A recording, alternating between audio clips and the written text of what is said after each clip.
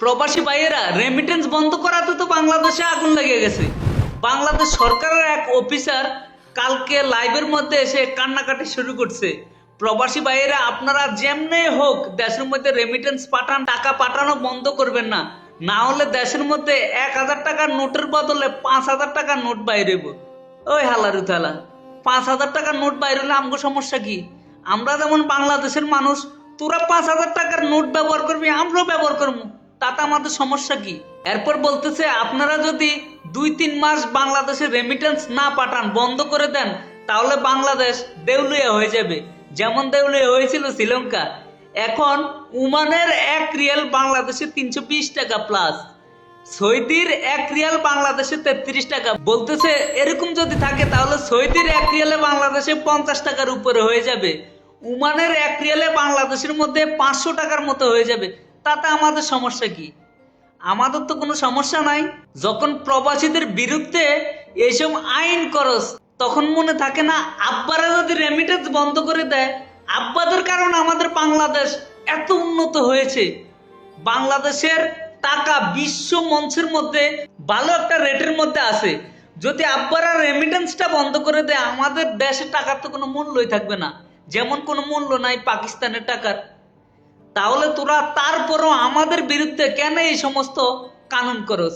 যখন তোরা করস তখন মনে থাকে না আসিফ নজরুল ক্ষমতা আসার আগে, আল্লাহ রে, যদি আমি সরকারের কোনো একটা পদের মধ্যে থাকতাম, প্রবাসীদের জন্য কি যে করতাম, দিলটা উজাড় করে দিয়ে করতাম, যাতে মানুষের মন পাই।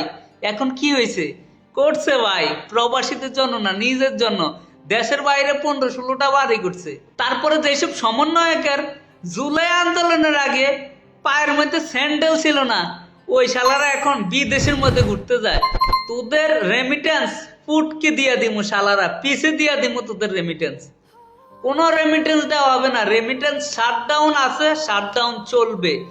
যখন 12 দফা দাবি মানবি, যখন প্রবাসীদেরকে 20 বছর 30 বছর প্রবাস জীবন শেষ করে দেশে যাওয়ার পরে 20-30 হাজার টাকা করে ভাতা দিবি, তাদের চলার মতো একটা ব্যবস্থা করে দিবি।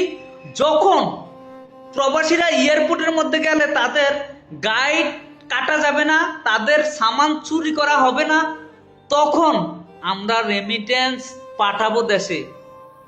একসাথে এমন রেমিটেন্স পাঠাবো, যদি বাংলাদেশ দেউলিয়া হয়ে যায় তারপরেও বিশ্বের 10 নম্বর দেশের মধ্যে চলে আসবে, এমন রেমিটেন্স আমরা পাঠাবো। তাই এখন যতই মায়া কান্না করুক প্রবাসী ভাইয়েরা, শালারা এই মাত্র শুরু করছে, দেখেন না আর কয়টা দিন পর আব্বা আব্বা বলা শুরু করবে। তারপরও রেমিটেন্স আমরা পাঠাবো না, কারণ আমরা তো আবেগী। আমরা প্রবাসীরা আবেগী, এই কারণেই হাসিনা কারেন্ট বন্ধ করে পুটকির মধ্যে পিটা দিছিল, কিন্তু আমরা প্রবাসীরা তাদেরকে রেমিটেন্স বন্ধ করে রক্ষা করে তাদেরকে গতির মধ্যে বসাইছি। কিন্তু এখন ফল কি পাইলাম? এক সুর গেছে, আরেক সুর আসছে। ভবিষ্যতে যারা আসবে তারাও চোর, বাংলাদেশে কেউই ভালো না। তাই এখন যারা আছে তারাই থাকুক, কিন্তু আমাদের 12 দফা যদি মেনে নেয়, এই সমস্ত মোবাইলের ট্যাক্স এগুলো যদি বন্ধ করে, তারপরে আমরা রেমিটেন্স পাঠাবো। কোনো কথা নাই, রেমিটেন্স বন্ধ করছেন, রেমিটেন্স বন্ধ করুন। যদি আপনি ভিডিও বানাতে পারেন, ভিডিও বানিয়ে হলেও প্রতিবাদ করুন। যদি না পারেন, আমাদের ভিডিওগুলো শেয়ার করে দিন ভাই। কোনো প্রবাসীরা এখন আর চুপ থাকবেন না। লাগা হুন্ডি লাগা বিকাশ, রেমিটেন্স বন্ধ।